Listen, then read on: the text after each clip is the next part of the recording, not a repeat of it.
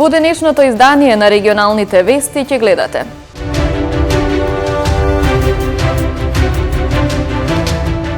Семејствата и партиите со реакции по одлуката да не се расправа за трагедијата во Бугарија во Собраниската анкетна комисија.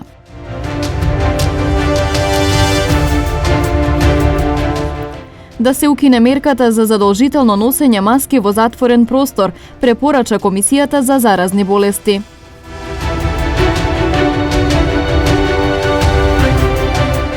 По повод одбележувањето на 100 годишниот јубилеј на Сдруженијето за култура и уметност или Антески смок, во текот на месец мај ќе бидат организирани пригодни активности.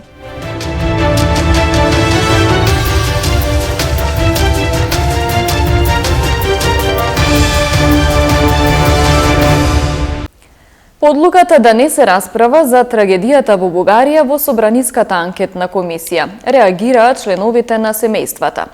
Со реакција излегува и од партијата Алијанса за албанците. Состанокот за човековите права и слободи побаран да се одржи од анкетната комисија во Собранието е откажан. По одлуката да не се расправа за трагедијата во Бугарија во Собраниската анкетна комисија реагираат членовите на семејствата.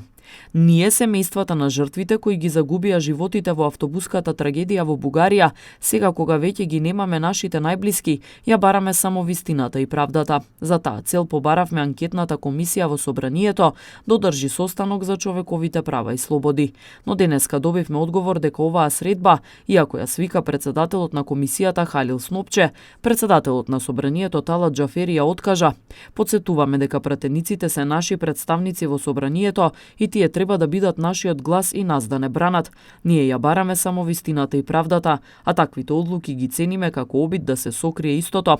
Денес господинот Џафери уште повеќе ни ја отежна болката и јавно го прашуваме зошто му смета вистината, кого сака да заштити и зошто не дозволува собраниска истрага, стои во соопштението на роднините. За оваа одлука остро реагира и од Алијансата на албанците. Денеска требаше да се одржи седница на анкетна комисија со 3 точки на дневен ред. Првата точка представка на граѓанин, втората точка информација со модуларната болница и третата информација со автобуската несреќа во Бугарија. Но председателот на Собранието господин Џафери ја суспендираше, тоест ја анулираше оваа седница закажана за денеска и затоа решив и нему нам председателот и на сите медиуми да упатам порака. Ке дозволите да ја прочитам.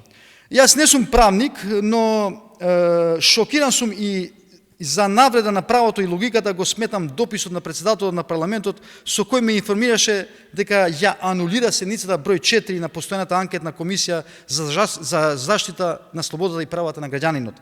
Причините кои ги напоменува господин Џафери е во несогласноста на предложените точки од дневниот ред со Уставот, Деловникот и одлуката за основање на постојани работни тела на Собранието. Председателот тврди дека точката број 1 од предложениот дневен ред, насловена како представка од граѓанинот Мухаедин Бела, поднесена од пратеникот Халил Снопче, не е во согласност со член 123 од Деловникот на Собранието, како и со член 2 став 8 од наведената одлука во која се утврдува дека работните тела, односно постојаната анкетна комисија за заштита на слободата и правата на граѓанинот не можат да имаат, односно да вршат истражни или друг вид на судски функции. Тој додава дека предложените точки од дневниот ред не се во согласност со членот 8 од Уставот. Ме уверува дека според член 185 од Деловникот, Собранието може да претресува, меѓу другото, информации доставени од овластени предлагачи, пошто коментира дека истите треба да бидат поднесени до председателот на Собранието, за тој да ги достави до пратениците, пошто ќе може да се претресуваат на работните тела на Собранието. На крајот заклучува, свиканата седница со покана на постојаната анкетна комисија за заштита на слободите и правата на граѓанинот се поништува. Сметам дека ова е прв пат во историјата на нашето собрание да од страна на председател на Собранието да се поништува седница на свикана од страна на председател на работно тело. Имало случаи да председателот поради различни причини да свикува, но никогаш не се случил да анулира седница на работно тело. Автобуската несреќа се случи на 23 ноември на автопатот Струма во близина на градот Перник во Бугарија. Во автобусот на Беса Транс загинаа 45 лица, а 7 беа повредени.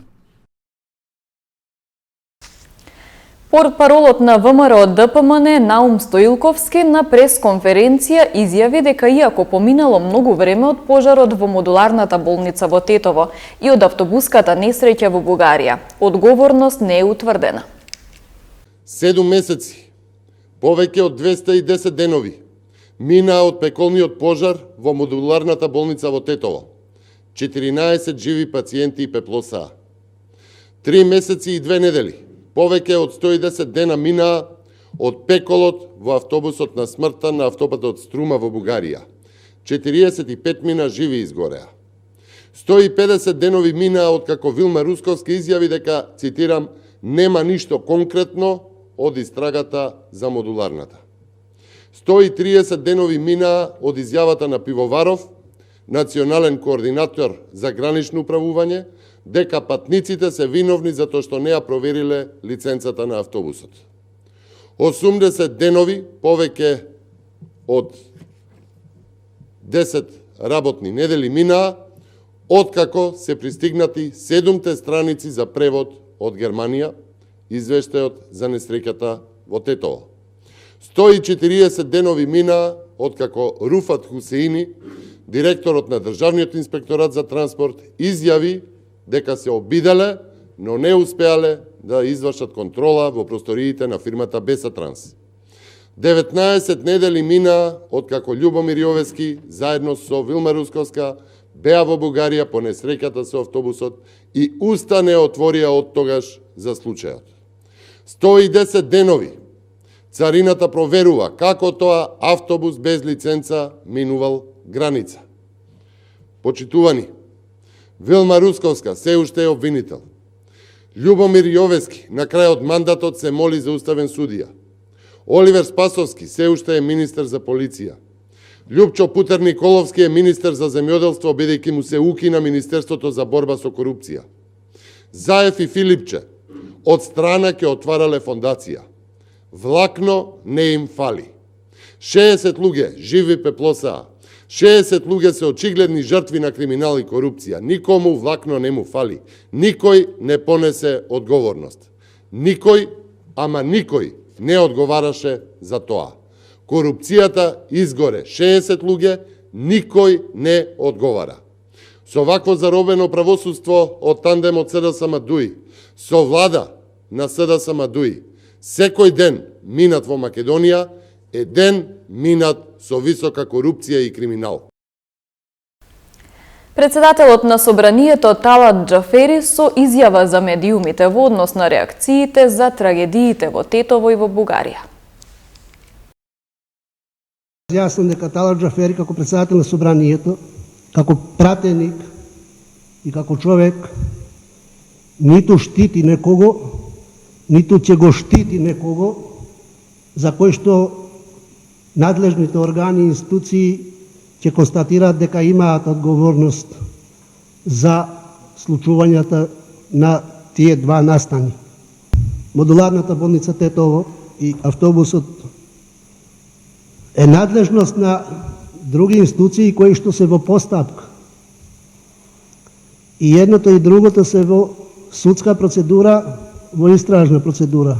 Иако за автобусот постапката е завршена условно во Бугарија, но тоа не ги попречува истражните органи во Република Северна Македонија да се позабават со тој материјал и се додека тоа не добива конечност во таа постапка, Собранието не може да расправа за тоа.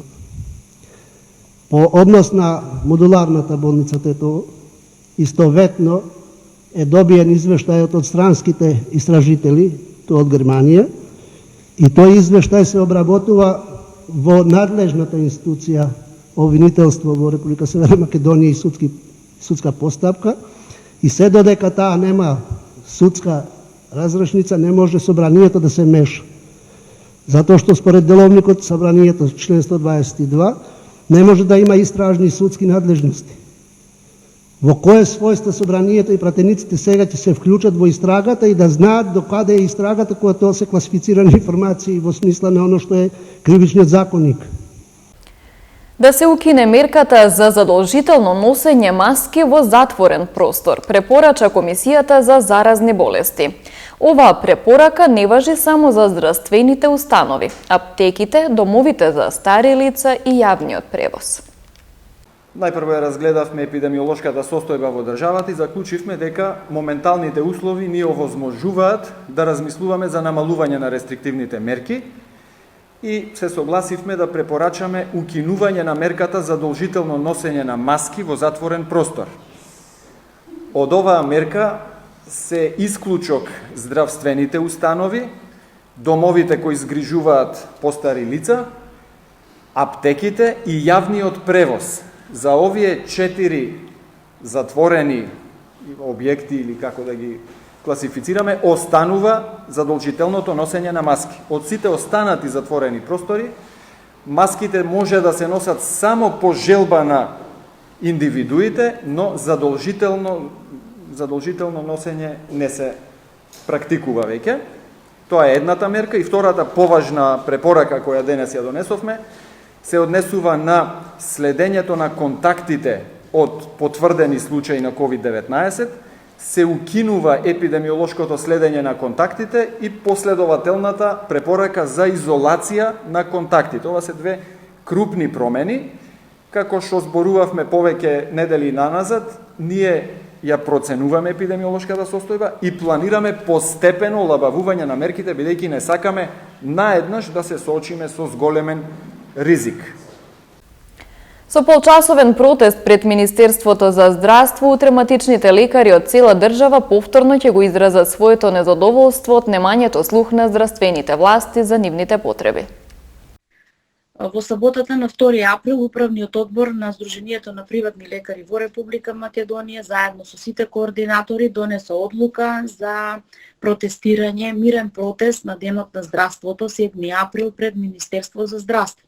Нашите стратешки барања, долго време ги ги кажуваме јавно со помош на вас новинарите, но ништо не се случи во изминатиот период. Останаа проблемите за законот пациенти на ПЗУ, со се што е поскапено и сета ова инфлација која што е има во нашата држава, неиздржливо е, горивото е поскапено, храната е поскапена, нема што да се покачат платите на докторите, на медицинските сестри, така да казнената политика на фондот, режимот на пропишување на лекови, индустријска струја поскапена. Огромен е бројот на проблеми кои што се наталожија. 30 години добиваме со каснење исплата капитација. Само за нас нешто тешко може да се промени во државата. Затоа во интерес да има услуги за нашите пациенти во секој дел од Македонија, за да останат младите доктори во нашата држава, ако си замине возрастен, веднаш младиот да наследи. Ова е битка за сите нас. По повод одбележувањето на 100 годишниот јубилеј на Сдруженијето за култура и уметност Илјо Антевски смок од Тетово, во текот на месец мај ќе бидат организирани пригодни активности. Воедно ќе се одржи и 7-та меѓународна културна манифестација Денови на Илјо. Сдруженијето за култура и уметност Илјо Антевски смок од Тетово на пресконференција ја представи програмата за одбележување на јубилејот 100 години од основањето. Во неа се предвидени концерти, промоции, изложби и литературен фестивал. Пригодните активности ќе се одржуваат во периодот од 12 до 24 мај, а учесници покрај од нашата земја ќе имаат странство. На 12 мај 2022 година ќе биде свечено отварање на одбележувањето на 100 годишниот јубилеј и 7-та меѓународна културна манифестација Денови на Илјо. На 13 ќе биде одржана свечена промоција на алманахот на песни Мајски латици 1 и изработената дигитална форма на книгата Тетовски песни од 1972 година во авторство на Дарко Гавровски.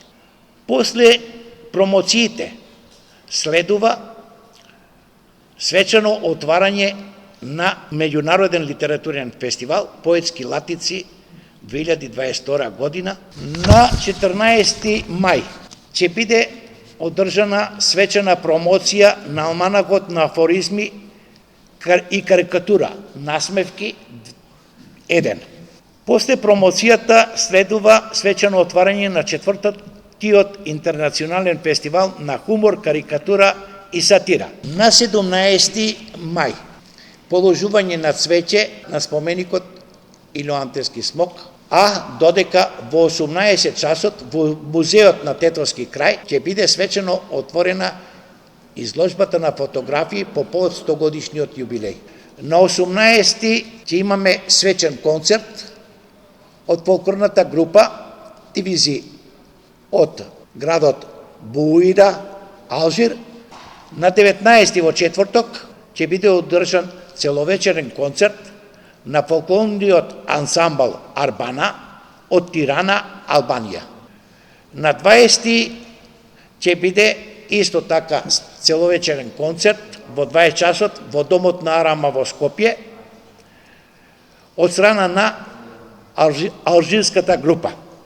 Додека на 21 ќе се одржи дефиле, а потоа во 19:30 часот 6-тиот интернационален фолклорен фестивал Пелагија 2022 година. На 23 ќе биде свечен концерт 7-та меѓународна културна манифестација Денови на Ило и по повод државниот празник на Свети Кирил и Методи со учество од страна на фолклорниот ансамбл Лира фолклор од Београд и ансамблот Македонија Скопје. И на 24 во 19 часот ќе биде затворена изложбата на фотографии. Сдруженијето за култура и уметност Илоантески смок од Тетово е формирано во 1922 година под името Бинички, а потоа е преименувано со сегашниот назив.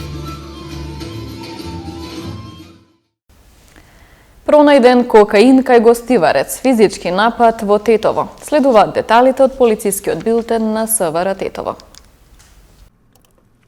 Полициски службеници вчера вечер околу 23 часот и 40 минути на улица Иво Лола Рибар во Гостивар лишиле од слобода 54 годишен гостиварец затоа што при преглед му бил пронајден кокаин. По целосно документирање на случајот ќе му биде изготвен соодветен поднесок. Вчера во 18 часот и 10 минути на улица Маршал Тито во Тетово полициски службеници привеле 25 годишникот Тетовско Непроштено, кој бил пријавен од неговиот 22 годишен соселанец дека физички го нападнал поради недоразбирање во сообраќајот. По документирање на случајот против него ќе следува поднесок.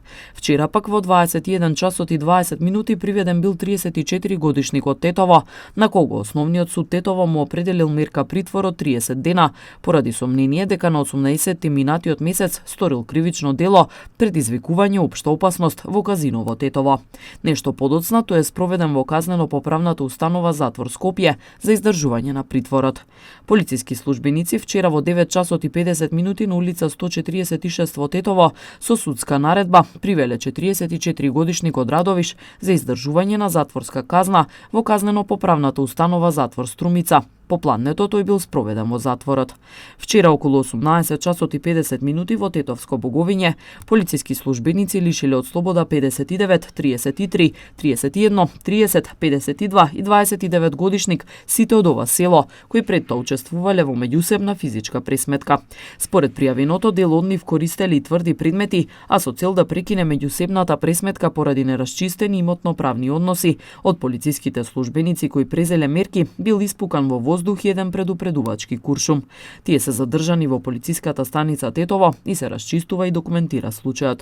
Вчера во 9 часот и 30 минути полициски службеници лишиле од слобода 42 годишникот Гостиварско Врапчиште, кој претходно извршил кражба во верски објект во Гостивар. Одземените предмети се пронајдени и вратени му се на сопственикот, а против 42 годишникот ќе следува соодветен поднесок. 72 годишна гостиварка вчера во 18 часот и 40 минути во СВР Тетово пријавила дека на улица Никола Тесла во Гостивар била касната од куче скитник.